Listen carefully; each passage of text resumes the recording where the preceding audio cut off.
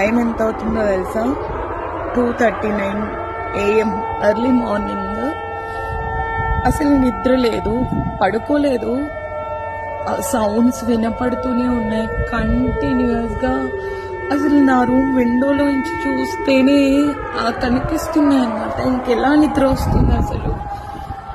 Intercept చేస్తున్నారు, but time పడుతుంది. ఆకాశంలోనే అలానే ఉంటుంది.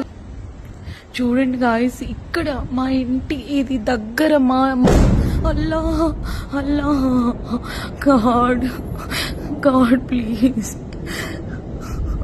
బయటకు వెళ్ళేది వీడియోస్ తీసుకోవడానికి కాదు.